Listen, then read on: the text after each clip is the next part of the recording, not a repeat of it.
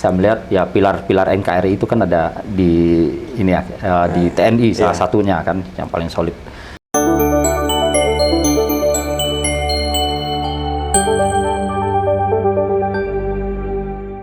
Kawan-kawan semua, kita sekarang ini sedang bertemu seorang militer. Tapi jangan Anda bayangkan seorang militer itu seseorang yang keras, yang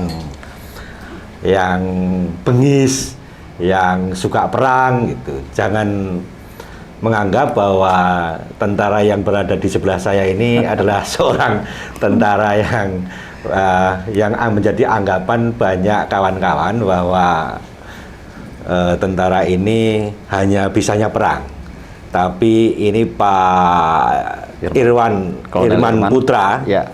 Ini adalah seorang militer yang intelektualnya cukup mengagumkan.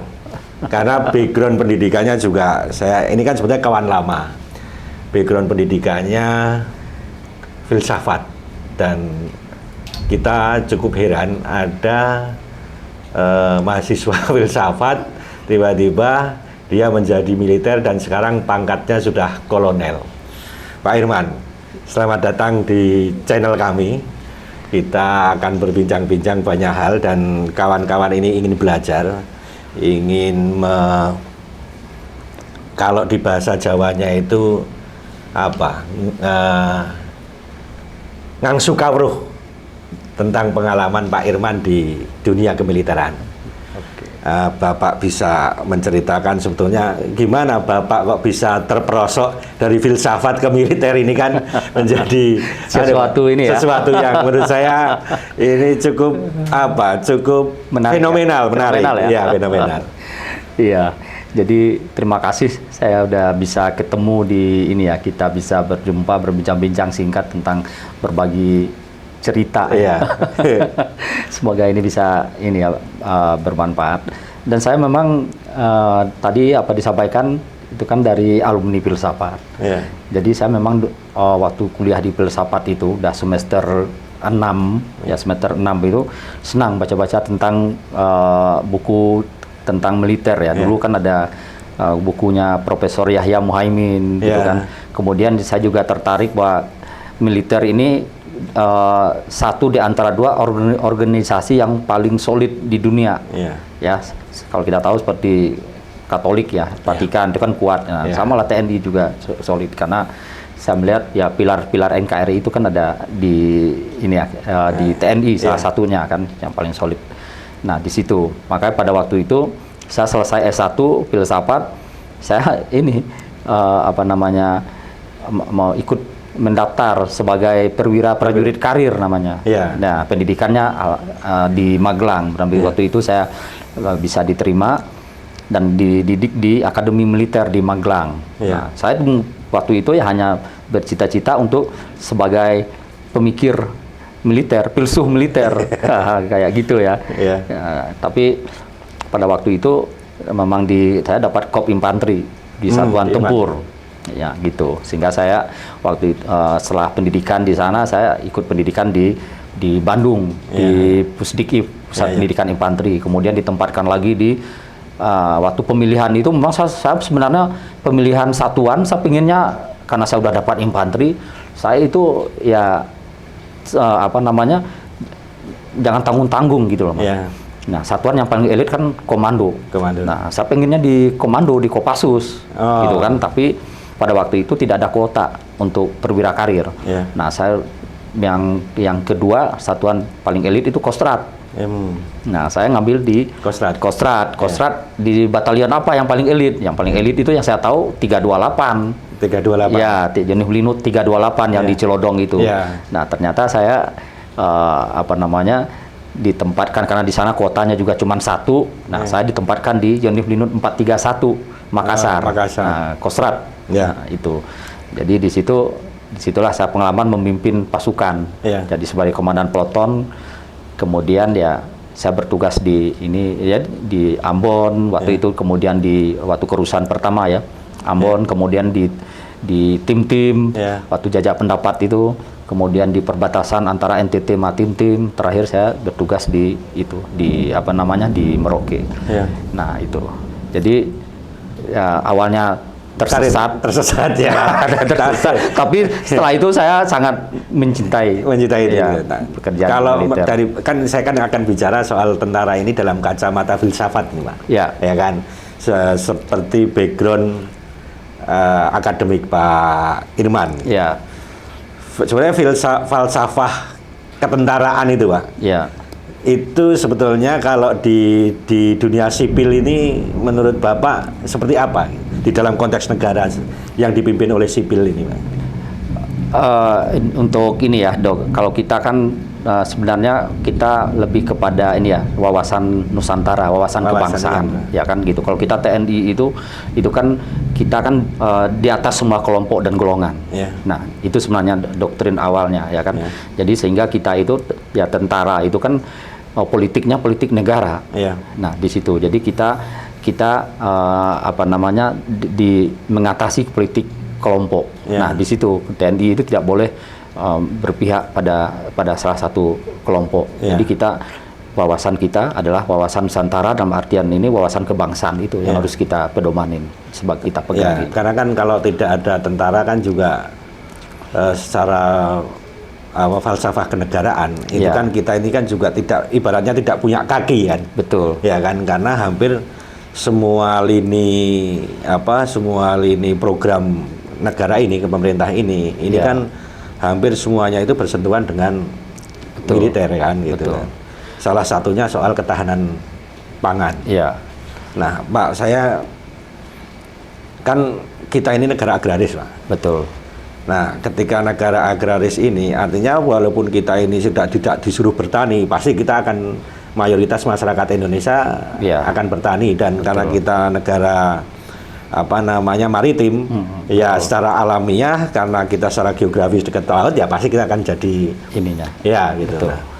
Nah, tapi sementara ini bahwa TNI itu kan juga punya program soal ketahanan pangan, Pak. Ya.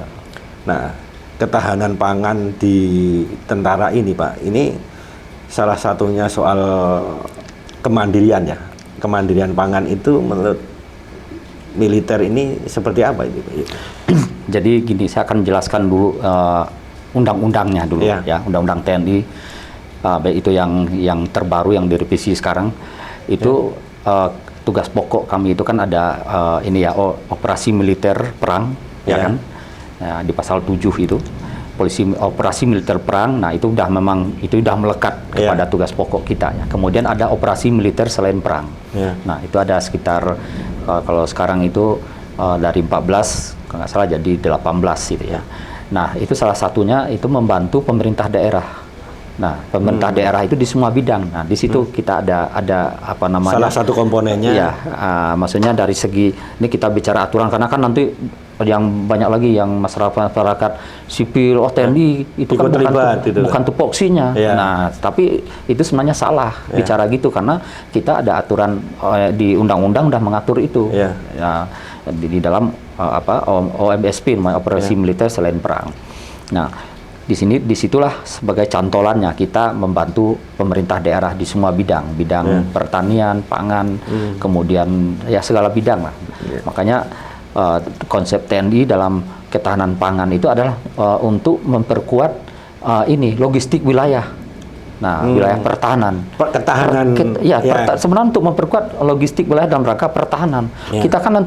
Kita itu kan jangan berpikir bahwa negara ini aman-aman saja, ya kan? Tapi kita harus mempersiapkan kemampuan kita, potensi kita. Nah, salah satunya itu adalah di logistik wilayah.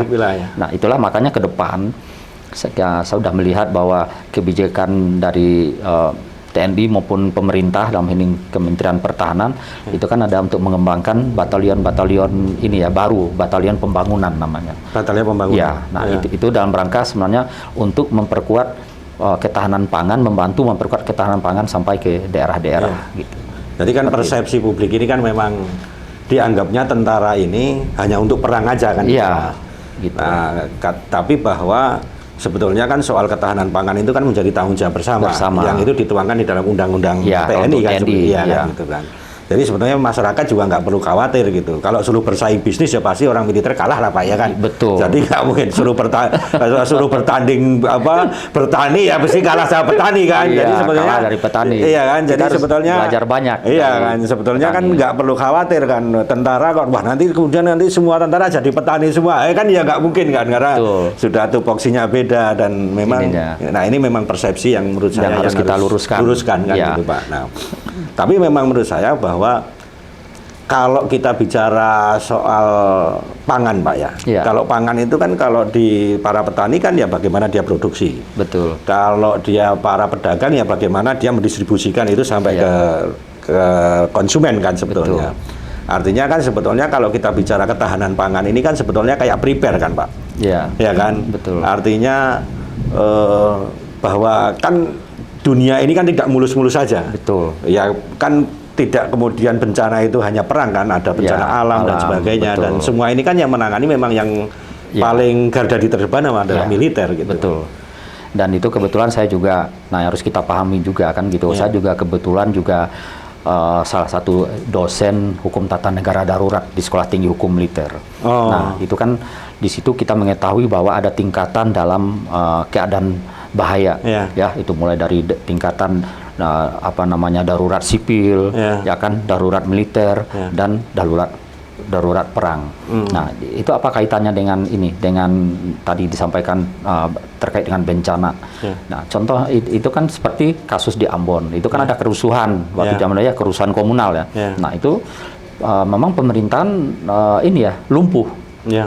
Sehingga pemerintah daerah di Maluku sehingga dia diberlakukanlah darurat sipil. Nah, ketika darurat sipil itu maka TNI muncul di situ, TNI kemudian militer kepolisian, kejaksaan. Nah, itu membantu pemerintah daerah untuk penyelesaian masalah konflik. Nah, kalau kita kan contohnya, saya memang ada pengalaman waktu tugas waktu kerusuhan di Ambon itu.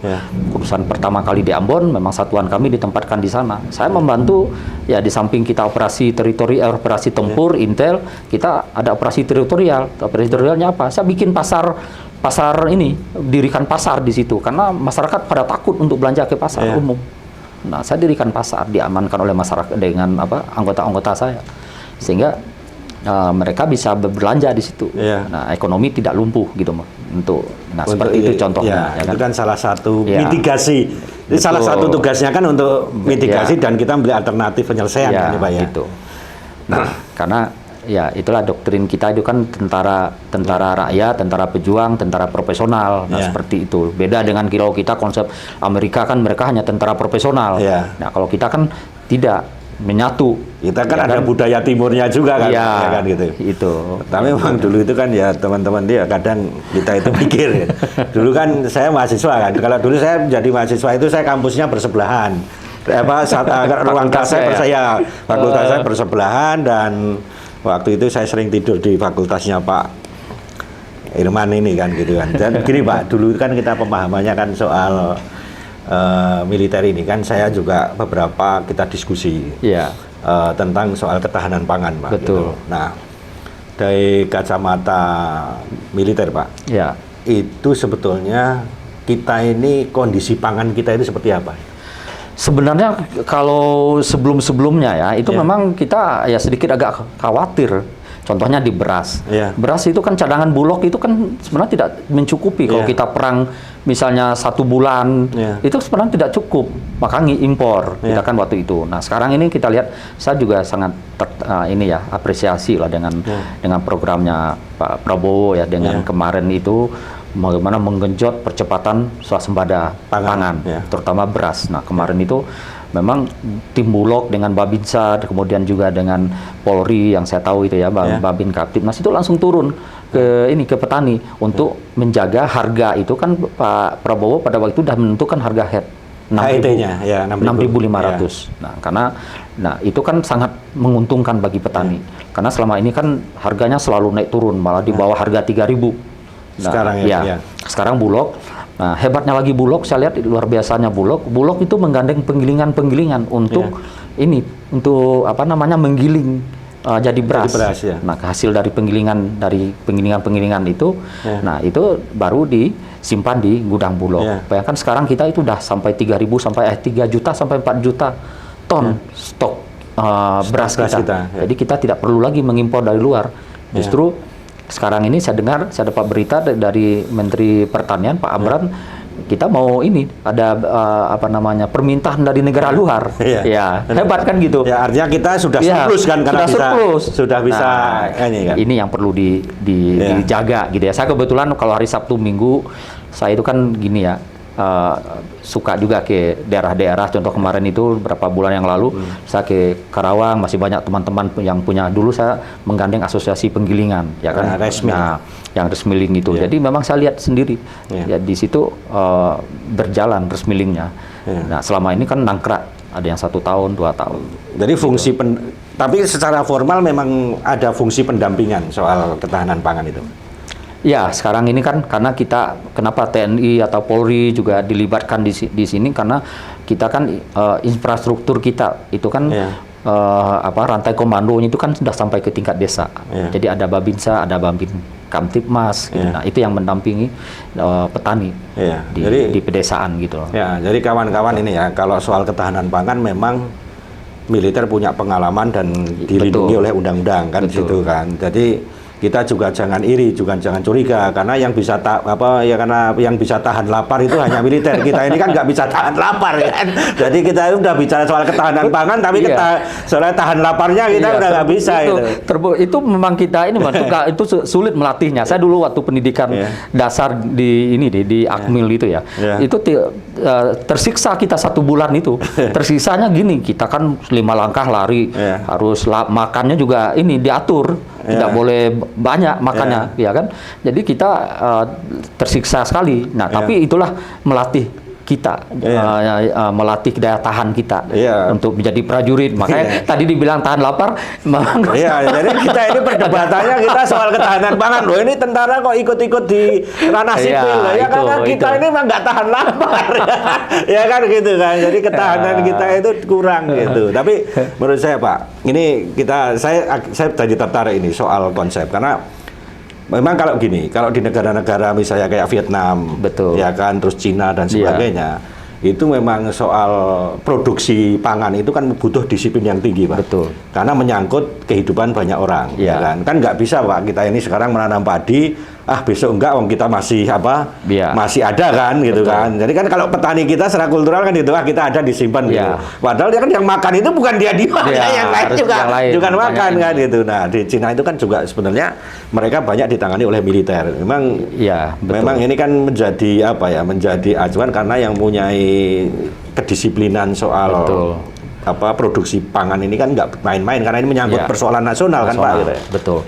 Ya, itulah saya kan kalau kita lihat memang banyak di daerah-daerah itu memang tadi disampaikan memang hanya untuk kebutuhan konsumsi sendiri, tapi kita kan butuh ini. Tapi di daerah tertentu, model di Jawa Barat misalnya, itu kan memang mereka memang untuk dijual, sebagian untuk dijual, ya kan, dibelilah sama Bulog atau di pasar bebas. Nah, kalau saya kan ini ya, ada punya teman-teman juga, mereka di Thailand di Thailand itu orang kita, waktu itu dia sebagai importir lah, jadi dia harus buka penggilingan di sana. Kewajiban kalau ini mau importir, dia pengusaha itu harus punya penggilingan di sana. Cuman dia itu yang tertarik, yang saya lihat di Thailand itu untuk ini ya, distribusi penjualan gabah itu atau beras itu tidak bisa langsung perusahaan besar yang ke petani. Nah, itu untuk tahap awal itu petani itu jualnya ke koperasi, koperasi yang mereka bentuk juga. Nah, kemudian dari sinilah para tengkulak atau yang perusahaan besar, pengusaha itu beli di ini. Jadi kalau sekarang kan kalau di kita selama ini itu kan bisa bebas, siapapun bisa masuk ke petani, sehingga harga hancur. Nah, malah gitu. Kadang petani itu juga nggak ngerti harga, Pak. Betul. Saya tanya petani, harga gabah basah berapa? Saya tak tanya tengkulaknya dulu. Gitu. Ya kan? Jadi dia nggak bisa menentukan gitu. Maka kita perlu tata itu. Kemudian kita harus jaga juga itu harus dibikin di kemarin udah betul itu ya, harga head itu. Nah itu sebenarnya kewenangan Bappenas itu, Badan Pangan Nasional. Itu harus dihitung, kalau menurut saya membuat harga head, nanti itu dihitung berapa HPP petani selama 6 bulan misalnya. Kemudian berapa persen kita mau kasih untung, misalnya 20%, 30%. Nah itu harus dilindungi harga itu. Tapi kan sekarang sudah ada ini Pak, program Pak Prabowo kan salah satunya Koperasi Merah Putih nih. Koperasi Merah Putih ini kan kalau nggak salah saya dengar itu kan memang dia untuk bagaimana mereka juga menyerap hasil produksi pangan, kemudian dia menjadi ada pengusaha untuk membelinya, jadi tidak langsung sebetulnya. Betul. Jadi Koperasi Merah Putih ini suatu, saya kebetulan juga penggiat perkoperasian di luar. Saya pernah jadi wakil ketua Dekopin DKI. Karena saya juga pendiri Pusat Koperasi Babinkom TNI dan saya juga 2 periode sebagai ketua Pusat Koperasi TNI. Jadi kita konsep Koperasi Merah Putih menurut saya ini gagasan yang sangat bagus. Bagaimana potensi-potensi hasil di pedesaan itu bisa dikelola lewat koperasi, ya kan? Contohnya seperti tadi disampaikan, petani gabah nanti jualnya di Koperasi Merah Putih, udah dilindungi harganya. Walaupun udah kan bisa menjadi kontrol kan? Nah di situ. Nah kemudian juga untuk bidang-bidang yang lain. Nah saya sebenarnya mendorong agar setiap Koperasi Merah Putih itu yang utama itu bikin swalayan menurut saya untuk kebutuhan sembako di desa. Gitu. Nah kalau itu Pak, saya dulu pernah mendampingi di desa. Di desa salah satu di Imogiri itu kita dulu itu kan ini soal kemandirian pangan. Betul. Jadi mereka ini nanam padi, terus dia punya penggilingan, terus pupuknya dia punya peternakan nih. Jadi dia tidak belanja pupuk dari luar. Terus dia punya yang namanya Desa Mart. Ya kan? Nah, sebetulnya kan konsep Koperasi Merah Putih ini kan sebetulnya kan kayak Desa Mart gitu kan. Betul. Nah, cuman kalau ini misalnya diperbesar misalnya di salah satu kabupaten kita ada swalayan pertanian misalnya kan masing-masing kan ada Pak. Kalau saya mau beli sayur kita itu punya di mana? Saya beli beras di mana kan? Gitu kan kita ada. Dari hasil dari ini petani-petani. Jadi ada bagus itu bikin itu semacam pusat ini ya. Pusat distribusi hasil pertanian. Nah, karena kan kita kan pertaniannya jadi mahal itu kan karena mata rantainya kan terlalu panjang. Tengkulak 1, tengkulak 2, tengkulak 3, tengkulak 4 itu begitu kita makan itu udah harganya udah melambung ya kan. Betul. Nah kalau Pak misalnya ini kan soal tadi kan kita sudah kita bicara soal ketahanan pangan, artinya konsep koperasi, konsep ini kan semuanya kan sebetulnya kan salah satunya untuk ketahanan pangan. Betul. Ya karena Pak Prabowo itu memimpin militer, jadi saya itu masih ingat Pak, saya dulu kenal Pak Prabowo ini kan yang dibicarakan itu soal perut itu. Pokoknya kalau perutmu terisi, kamu persoalannya selesai. Rakyat itu udah kasih makan itu selesai gitu. Betul. Karena ya itu kamu itu nggak tahan lapar, yang tahan lapar itu kita ini. Jadi soal ketahanan pangan itu urusan kami gitu kan. Jadi beliau itu kan yang saya ketahui dan saya alami sendiri waktu beliau saya jadi danton di Batalion Yonif Linun 431 itu beliau kan Pangkostrat ya. Itu kami memang waktu itu memang lagi Krismon 98. Kami itu digerakkan untuk untuk tanam kalau saya di Karyango itu tanam cabai, tanam jagung. Nah, jadi untuk membantu ini masyarakat sekitarnya gitu kan. Jadi sebetulnya kalau sudah lama beliau itu menggagas untuk ini ketahanan pangan. Jadi kalau bisa diartikan sebenarnya keterlibatan militer bukan keterlibatan tapi bahwa keikutsertaan militer di dalam proses ketahanan pangan ini kan salah satunya karena memang bentuk dari negara itu hadir di dalam sektor pertanian dan sektor pangan karena ini menjadi yang paling fundamental kan di kehidupan berbangsa kan gitu. Betul. Karena kita butuh negara agraris, kemudian memang kita mungkin 60% masih negara agraris ya.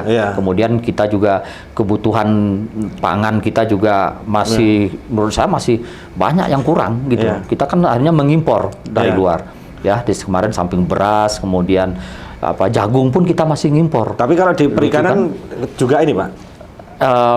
Perikanan kalau di perikanan seperti yang di angkatan laut gitu ya. Nah, mereka membina juga kelompok itu kelompok nelayan. Nah, itu potensi kelautan kita juga luar biasa.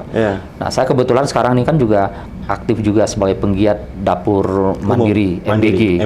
Makan bergizi gratis BKN gitu ya.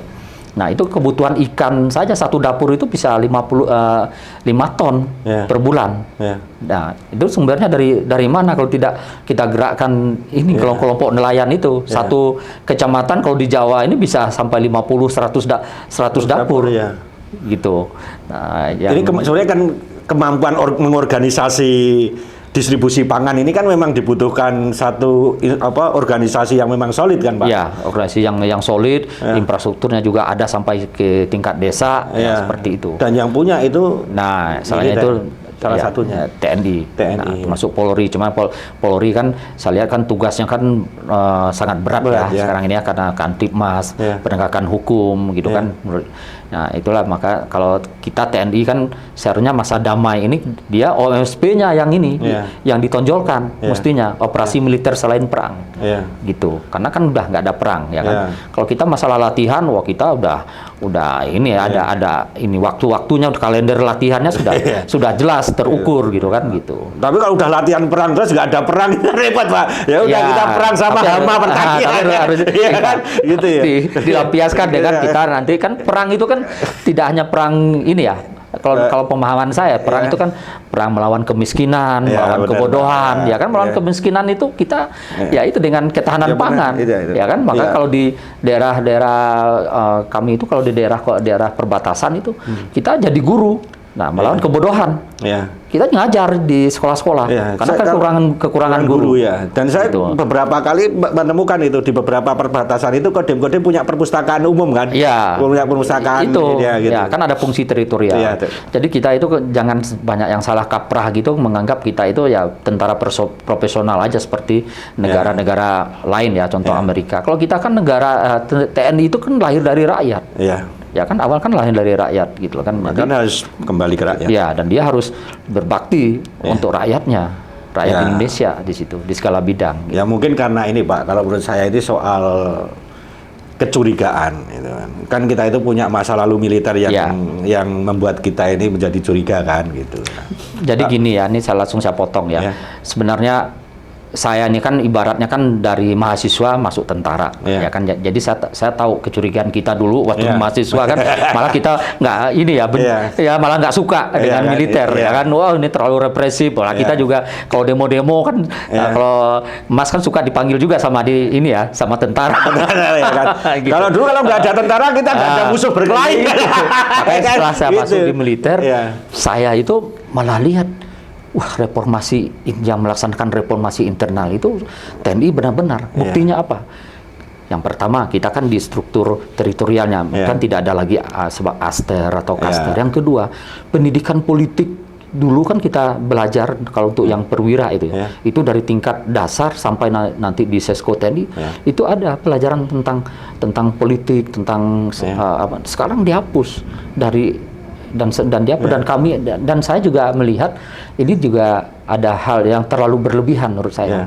Sebenarnya pelajaran tentang politik negara kita harus tahu. Karena ada. Jangan sampai nanti tentara malah buta politik kan Pak, karena kan kita di teritorial kan sebagai Porkompinda. Nah, masuk di situ kan. Danrem dia kan kalau tingkat provinsi Pangdam atau Danrem kan masuk ini forum komunikasi pimpinan daerah ya. Kalau dulu dulu itu kan ada sekarang diganti Porkompinda kan gitu. Nah, itu kan bicara politik di situ, kan. Nah, kalau kebijakan politik kan kebijakan. Malah kalau kami itu kadang kalau ngobrol ini ya di kantor gitu itu kalau bicara politik yang terjadi yang aktual gitu agak tabu. Nah, kalau saya kan tidak seperti itu mestinya kan, ya kan. Artinya kita harus tahu perkembangan juga di luar. Kita kan tidak memihak. Kan demokrasi juga sudah semakin terbuka. Kan juga pensiunan tentara yang setelah dia pensiun terus berkontestasi pemilu yang nggak jadi kan juga banyak juga Pak. Kan artinya juga dalam pemahaman politik juga sama dengan masyarakat sipil kan gitu. Betul. Makanya kalau tidak perlu curiga sebenarnya masyarakat sipil, tidak perlu curiga yang berlebihan karena kita itu TNI itu sudah benar-benar mereformasi diri. Itu kita boleh dikatakan anti bicara politik. Ya. Gitu, dan itu juga kalau menurut saya pribadi itu malah justru apolitis, nanti malah bahaya. Politik nggak paham politik. Ya. Kita kan politik itu politik negara aja kita pahami, ya kan, harus tahu tentang bagaimana sistem ketatanegaraan kita. Kan itu adanya di ilmu politik, ya kan, atau di hukum tata negara. Ya, yang sampai kita nggak tahu bentuk negara kita apa, bentuk pemerintahan apa, ya kan, sistem pemilihan kita, pemilu kita seperti apa. Nah, partai politik ini apa? Nah, harus tahu untuk level perwira ya. Jangan sampai nanti ditanya DPR apa, itu kan nggak ngerti kan, repot lagi gitu. Tapi kalau anggota ya nggak wajib lah. Ya, tapi kan kalau tentara kan juga harus belajar geopolitik juga kan, betul. Pak. Karena kan kita juga pertanyaan dulu. Nanti kalau nanti ikut di level ini Sesko, Sesko kan? TNI atau sampai ke Lemanas, nanti itu, memang diajarkan tentang geopolitik gitu. Kembali ke MBG tadi, Pak. Ini soal ketahanan lapar tadi nih. Program ketahanan lapar MBG ini, Pak, ini menurut Bapak sekarang ini sudah sejauh mana? Ya, kalau saya lihat ini program sangat mulia yang digagas dan kemudian kebijakan dari Bapak Prabowo. Jadi makan bergizi gratis ini bukan saja itu kita memberikan makan bergizi untuk anak bangsa kita yang ke depan tahun 2045 Indonesia sebagai generasi emas. Ya kan seperti itu. Nah, tapi ini juga membangun ekosistem ekonomi pedesaan agar hidup gitu. Jadi ekonomi kerakyatan, ekosistemnya bergerak. Ya, jadi saya sangat sangat mendukung lah, sehingga saya memang kan Bapak berada di MBG kan sebagai saya penggiat lah. Ya, di luar saya penggiat karena saya dulu sebagai ketua pusat koperasi di Babinkom TNI, banyak teman-teman di seluruh Indonesia pengusaha. Nah, kita mengajak pengusaha-pengusaha itu mau ikut berperan serta berinvestasi untuk membangun dapur mandiri itu. Ya kan. Nah, alhamdulillah saya udah 8 mungkin udah sampai 10 provinsi. Ikut ini teman-teman untuk ini ya. Jadi program ini sampai sekarang memang masih butuh banyak dapur kan. Ada 32 titik dapur, 32.000 seluruh Indonesia. Nah, sekarang baru ada sampai 5 tahun itu 32.000 itu sudah harus. Ya, kalau kemarin saya baca di media itu malah Bapak Presiden maunya tahun ini. Nah, selesai 32.000. Iya, 32.000. Cuman kan kayaknya ini perlu kita dorong partisipasi semua kelompok, ya kan. Nah, saya hadir di situ dalam rangka itu, gitu. Nah, terus, baru sekarang ini baru sekitar 2.000-an. Berarti belum ada. Belum. Dan anggarannya 7%. Belum, anggarannya saja, anggaran orang jangan nanti ada stigma di luar itu untuk nggak ada dibayar, ada juga gitu, nggak ada dibayar katanya.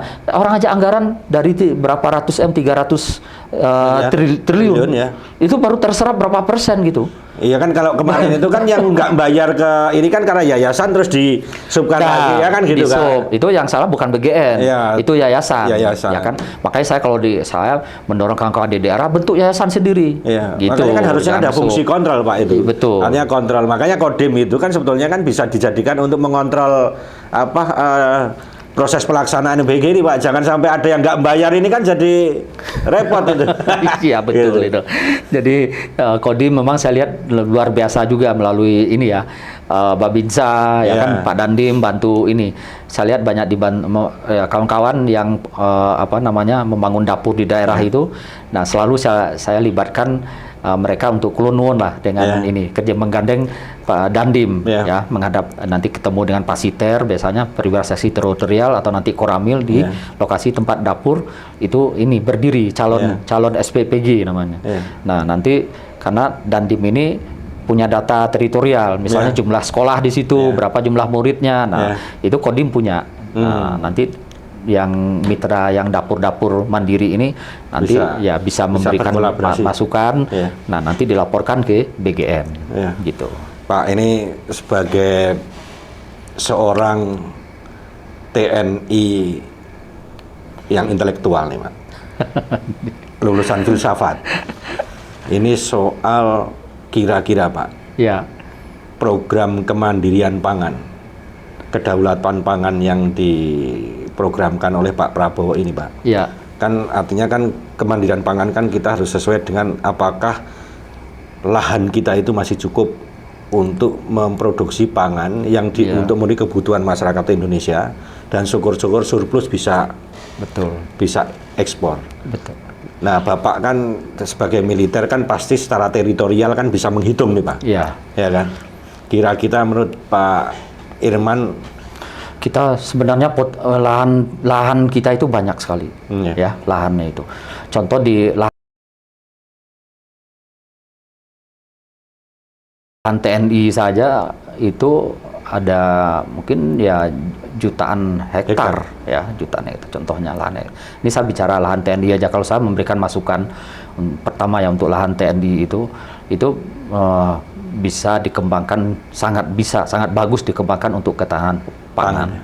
Itu dengan skema kita nanti membuat ini kelompok tani di lahan tersebut. Jadi TNI itu Babinsa misalnya atau anggota-anggota dia tidak hanya dia sebagai petani, ya kan? Artinya di awal dia sebagai petani membuka lahan di lahannya TNI.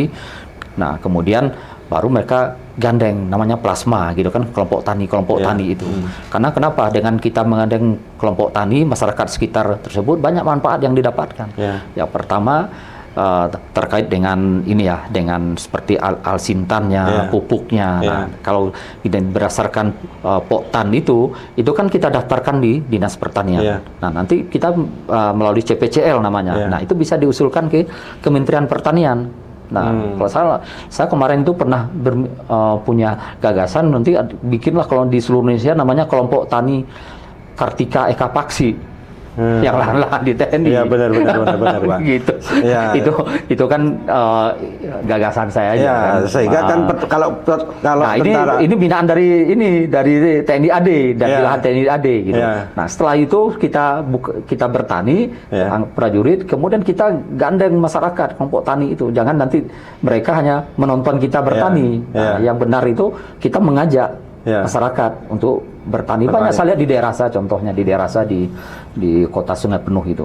Ya bukan saya mau ini, saya lihat di sana lahan banyak, lahan tidur ya yang tidak dikelola. Tapi kenapa orang tidak mau bertani? Tidak banyak mau bertani, malah banyaknya mau jadi tukang ojek, gitu kan? Karena pendapatan kan instan ya. Satu hari dapat sekian, tapi instan. Ya, kalau yang pertanian kan agak panjang gitu. Tapi kalau kita misalnya ada perbandingan hasilnya lebih besar daripada dia jadi tukang ojek misalkan, pasti dia tertarik. Tapi kalau misalnya itu misalnya lahan TNI itu dikelola untuk pertanian terus melibatkan masyarakat secara hukum, itu boleh itu? Boleh. Itu boleh. Boleh ya? Boleh. Misalnya dikerjasamakan dengan petani. Kan sekarang kan kalau petani kan ada buruh-buruh tani, Pak. Nah, daripada buruh-buruh tani ini dengan adanya Elsintan dan sebagainya kan mereka berkurang nih, Pak. Betul. Dia nggak punya lahan, namanya buruh tani kan. Punya lahan. Terus kalau tiba-tiba misalnya, ini daripada ada buruh, sekarang udah ada alat teknologi, Anda nggak bisa bertani lagi. Betul. Ini ada lahan, Anda bisa ini tinggal bagi hasil aja kan, bisa itu. Bisa. Itu boleh. Makanya saya bilang itu namanya sistem plasma. Ya kan? Nah, kita bentuk kelompok tani. Jadi kalau selama ini saya lihat pimpinan kita itu kan dananya mandiri, ya kan, misalnya beli pupuk, beli alat mesin pertanian. Tapi kalau kita bentuk Gapoktan itu kan ada sebenarnya pemerintah negara sudah menyiapkan anggaran lewat Kementerian Pertanian, ya kan, untuk alat mesin pertaniannya, kemudian untuk pupuknya, tinggal nanti ini ada kontrak pertanian itu hasilnya. Jadi harus kita cari marketnya. Ya kan, kalau bisa, kalau saya dulu kan pernah juga ini ya di membina penggilingan kelompok penggilingan itu. Nah, saya memang tugas koperasi saya mencari market. Nah, dulu saya gandeng Bulog. Nah, koperasi saya dapat SPK dari Jadi Bulog. Pak Irman ini selain tentara bertempur juga marketing juga. Gitu kan. Jadi saya gini Mas, memang dari mahasiswa dulu. Sebenarnya dari SD SMP itu udah diajar berbisnis lah. Nah, waktu mahasiswa dulu saya sudah buka lesehan Padang di Jalan Solo. Jadi jiwa bisnisnya itu udah ada. Nah, dan saya pernah bikin Himawi namanya kalau kita di Jogja. Makanya saya tuh ngomong, Bapak ini tersesat di tentara ini. Jadi tentara apa namanya tersesat membawa ini ya, membawa berkah. Ya, gitu. Setidaknya saya mempunyai kemampuan inilah juang ya, daya juang, daya tahan, ya kan gitu.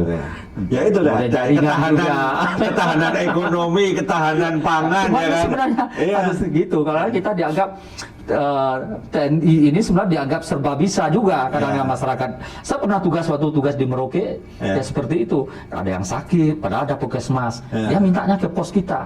Nah, tuh kebetulan ya saya ada tamtama kesehatan lah, ya udah dikasih obat, dikasih suntikan gitu kan, tapi mereka bilang bagus Pak, obat tentara paten katanya. Ini nggak mungkin sugesti juga gitu. Makanya dia harus tahu. Saya dulu waktu mahasiswa itu kan kalau demo ditangkap itu kan saya dibawain dokter sama Pak Danem waktu Pak Joko Santoso kan.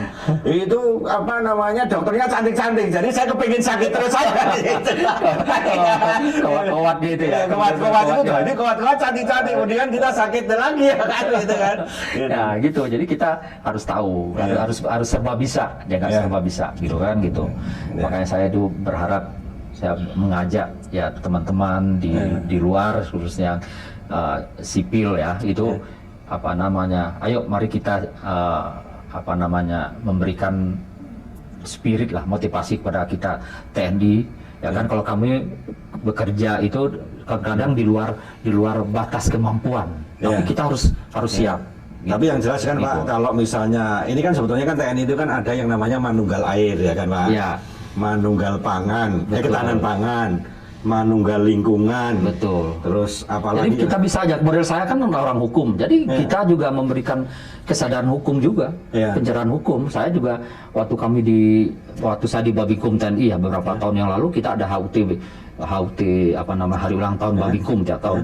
Saya itu pernah melaksanakan kegiatan itu, saya undang 1000 ini pengurus senat, pengurus OSIS SMA CDKI kita adakan di Gor Ayani itu tentang apa namanya kesadaran hukum terkait dengan ini ya apa namanya penyalahgunaan narkoba gitu. Jadi sesuai kalau kita itu kan bermacam-macam ini ya korupnya gitu loh. Nah, jadi kita kalau saya hukum itu yang saya lakukan. Nah, tapi yang penting itu soal tadi itu artinya rakyat itu sebagai manunggal dengan rakyat itu kan artinya sebagai rakyat itu juga boleh gitu ada secara hukum untuk bekerja sama dengan TNI untuk mengelola ini kan sekarang buruh-buruh tani kan dengan El Sintan kan juga mereka kan mengurangi itu kan Pak. Jadi saya kira saya berharap itu lahan, nah itu baru di lahannya TNI ya. Apalagi lahan di luar itu masih banyak sebenarnya. Jadi sebenarnya kita untuk potensi ketahanan pangan kita itu sangat besar sekali. Lahan-lahannya masih banyak, lahan tidur. Hanya sekarang kan perlu ini ya apa namanya tata kelola manajemen pertaniannya ya kan. Sekarang misalnya gini, anak-anak muda sekarang ya, yang kita kan sedang menggerakkan atau tani milenial. Saya sangat setuju. Nah, saya juga kebetulan saya kalau adik-adik organisasi kepemudaan itu ya saya suka diundang ya untuk sebagai narasumber gitu. Saya mereka sebenarnya banyak ini keinginan untuk tani pertanian. Nah, coba saya bilang kan nggak mungkin kamu mau nyangkol apa gitu. Sekarang kan harus ada perubahan mekanisasinya, mesin pertanian. Sekarang pakai ini cukup remote aja, traktor jalan, pengairan ya kan gitu Pak. Tapi kamu punya kemampuan manajerial, ya kan, inovasinya seperti apa, terutama di market saya bilang. Karena memang problemnya itu kalau produksi gampang gitu kan. Betul. Marketnya harus. Tapi kalau saya berbisnis, saya itu marketnya dulu saya kuasain. Gitu. Baru saya ngajak ke komunitas. Contohnya saya juga ya pernah juga terlibat di banyak UMKM ya kan, UMKM di daerah-daerah. Nah, saya cari akal ini di mana ya marketnya. Wah, saya temukan contohnya cemilan ini, ada cemilan Nusantara itu ya. Itu ada teman saya di daerah Gunung Sindur itu, dia menampung 600 cemilan Nusantara seluruh Indonesia, gudangnya 2 hektar. Jadi saya udah kawan-kawan di daerah, ayo kamu ini kontrak aja langsung dengan dia Iya, ganti iya. agen besarnya Iya. gitu. Oke Pak, ini kita sudah belajar banyak dengan Pak Irman ya kan, seorang filsuf ya kan. Ini komplit nih dia, Pak Irman ini. Seorang filsuf, seorang pebisnis ya kan, marketer ya kan, tapi juga dia menguasai pertanian. Saya kira kita nanti akan berbincang lagi dengan Pak Irman. Ini sebetulnya kan pembicaraan ini kan sebetulnya hanya pemula ini Pak. Iya, Masih iya. banyak yang nanti Bapak bisa tularkan kepada kawan-kawan bahwa sebenarnya hidup itu tidak sempit. Betul. Ya kan, memahami sesuatu jangan sempit. Kita itu masih dunia itu kita luas gitu kan. Betul. Masih bisa yang kita kerjakan di kemudian hari.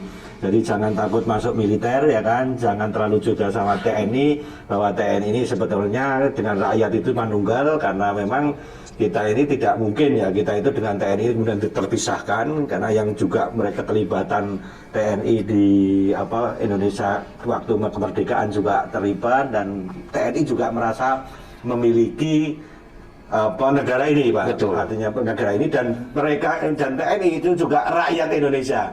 Saya kira nanti kita akan berbincang-bincang lagi lebih luas Pak, Ya, dan oke, saya terima senang kasih. bisa kedatangan Pak Ya, Irman. saya senang juga. Ya, bisa menularkan ilmunya pada kawan-kawan. Sampai jumpa, kita bersua kembali. Salam.